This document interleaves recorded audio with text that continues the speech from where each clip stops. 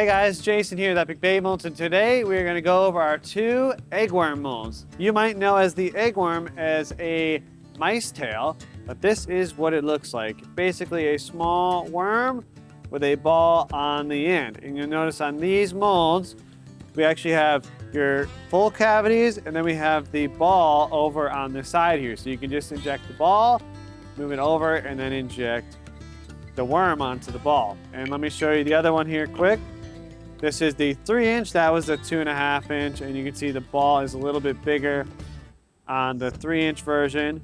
And a thing to remember when you're making these is you actually need to make the ball, move it over, and then inject the body. If you do not do that, this ball at the end is going to get a lot of dents in it. And so why did we do that?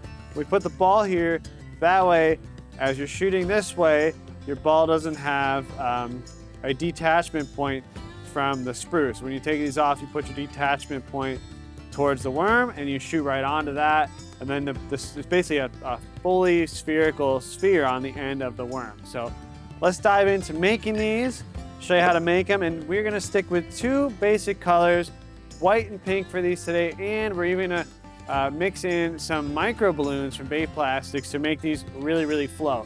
So let's get these guys clamped together.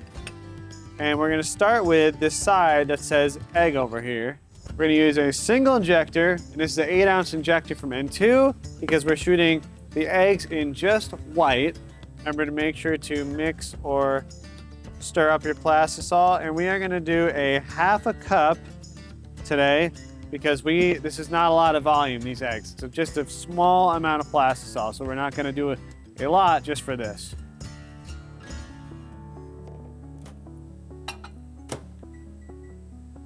And we'll microwave that, get it up over 360 degrees. We'll gas it, and then we'll start mixing our first color. All right, so our plastic should be ready to go. It is 385 degrees. And we're gonna stick it in degas chamber. Get all those bubbles out of there quick.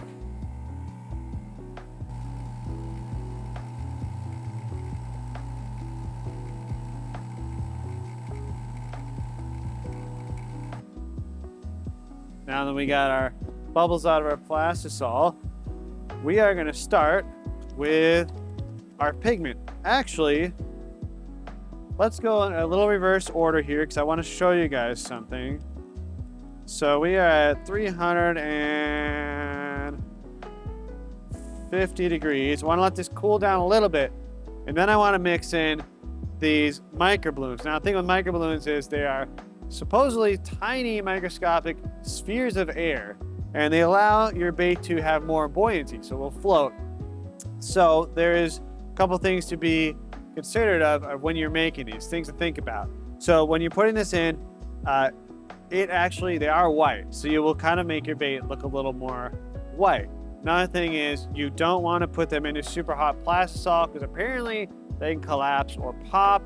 And third thing, if you whip them in there extremely aggressively, also you can pop them. So I don't know, maybe it's your thing, maybe not.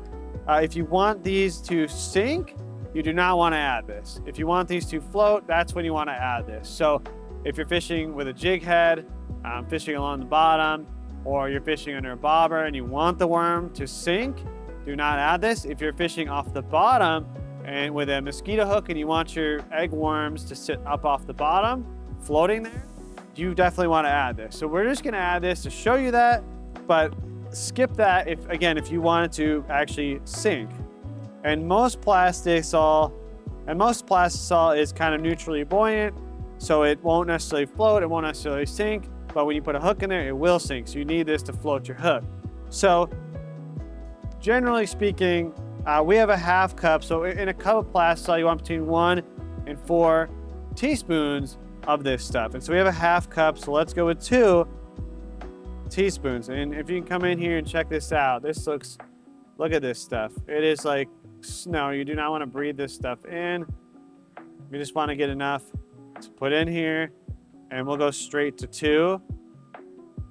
So there's 2 teaspoons in there, and then we're gonna mix those in. Now you can see already that has turned this basically white, which is kind of kind of crazy. And again, I'm not stirring too aggressively, just gently. And we want to make sure that's super white. So let's add 10 drops of bait plastics white in there. And let's mix that gently in there as well.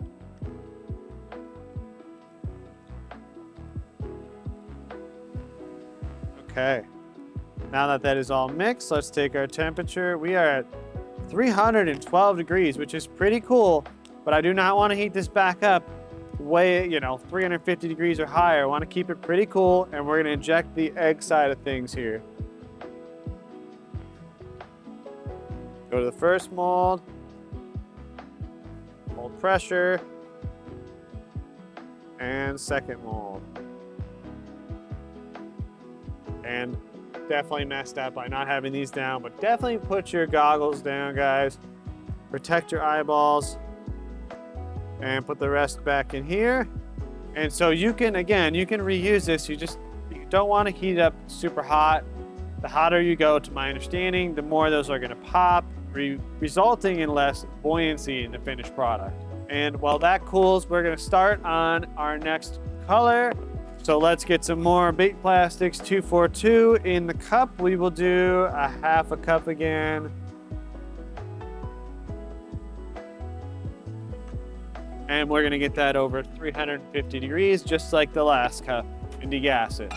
Okay, so while that's heating up, we are gonna do our transfer over here and get these balls moved into place. So if I open this up, you can see here, there is the balls on a 2.5 eggworm, and here is the balls on the 3-inch eggworm. And so we just pull this off, break these guys off one at a time, and just stick them right into there. And I like to hold it so I know I'm putting that flat spot towards where the worm is. And you don't have to do that. I just like to do that for consistency of the final baits. Okay, and once those are in there like that, you just want to drop the other half straight down onto it so they don't fall out of place. And then right when you stand these up, you want to put your clamps on just to make sure that they don't open up and the balls fall out of position. On tail molds with thinner appendages, that's a little more critical. The balls stay in there pretty well. Okay, so that is tightened up. And let's check our plastisol over here. Let me put my glove back on. 342 degrees. So we're gonna move quickly on this one. So first thing we're gonna do is 10 drops of this pigment here, which is bubble gum from Bait Plastics. And I think this can be a good color. Let's just mix it in there and see. Oh yeah, kind of a pinkish color. I actually want to put a little bit of fluorescent pink in there this is from Barlow's. This is your fluorescent pink. A couple drops in there just to spice it up.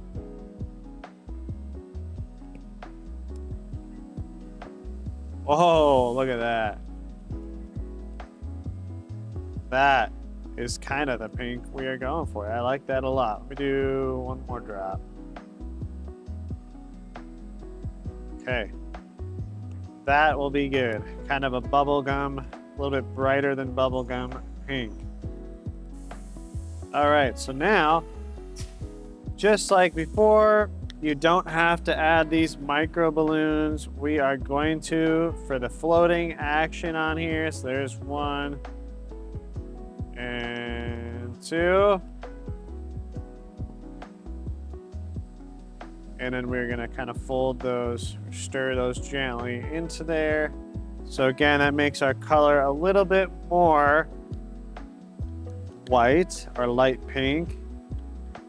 And we are at 310 degrees. So what I'm gonna do is gently put all this stuff down in there and heat this up a little bit. So generally when you have something in your mold that's plastisol and you're shooting plastisol onto it, you want to have the thing you're shooting onto it a little hotter. In this case, the micro balloons in there, we don't want to go way too hot in case the theory is true that it does collapse those micro balloons with heat. So we're gonna heat this up gently to about 340 degrees, and we are gonna stir as we do small increments of heat. And that only took 20 seconds, and we are just over 340, pushing probably 345 degrees. So that is perfect. So now we're gonna take this and we are gonna inject it. So safety glasses on, get our injector, and now we're going into these holes which say worm. You're shooting the worm onto the ball. So let's draw this up and we'll move over. That barely took any plastisol. That was insane. And go to the next one. So that's what's kind of cool is this barely uses any plastisol. So I did a half a cup here, and I'll have a lot of baits. I think it's 12. Yeah, it's 12 per mold. So I have 24 of these baits that quick, and with only 1 total cup of plastisol, which is insane. And if you know what your favorite colors are, you just buy your favorite colors, mix them up into some plastisol, preferably a medium or soft blend. If you go with a softer blend, these are going to be more buoyant. If you go with a medium blend, they're going to be a little more durable. So just keep that in mind when picking out your plastisol. And this should be already pretty cool. So let's just go ahead and demold these guys. The sprue is a little runny on this one, so we'll start over here. All right. Oh man. And there they are. You'll notice there's some dents in here. And let me tell you why there's some dents in there. So I did not hold pressure on there. So if you ever run into this issue, the way you would solve that is put a little bit of arm weight on that injector for 5 to 7 seconds at the end, and that will remove those dents. I think I was just rushing for the video. Let's go to the other one here. Open that guy up. And there's the other guy. Looking really, really awesome. Pull those out. Man, that is cool. All right, so let me just compare the two of these now so you can see the size difference between the 3 and the 2.5 inch, because it's not just the overall length, it's actually the width and the length. So I'll lay out a 3 inch here, and I will lay out a 2.5 inch next to it. Not only is the ball smaller, but the body is actually smaller. It starts thicker, they taper down, both taper down, and they get a little bit thicker at the tail here. And that is to give you a little more action on there. Also, if you are interested in this style bait without the ball, we have a separate mold. It's called a 2.8 inch trout worm that is literally just basically this bigger worm without the ball. So I wanted to do a little comparison for you guys here on what we just made with the microbloom floating additive in 242 versus this guy, which is our tactical shad. This is a regular 242 blend. And then I also have this guy, which is our 5-inch stick bait, which is 242 with salt. So I'm gonna first put in to the water here our regular 242 plastisol, and you're gonna see it goes down and slowly floats up.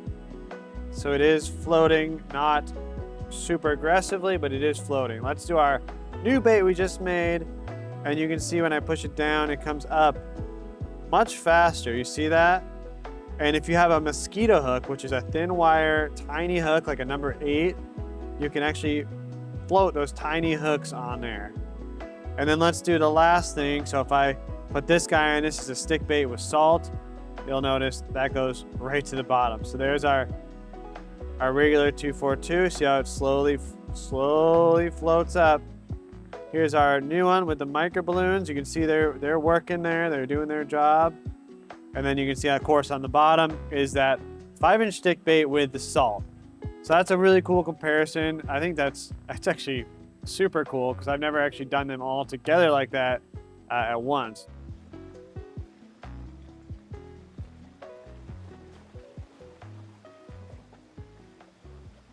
Hopefully you guys picked up some awesome knowledge from this video.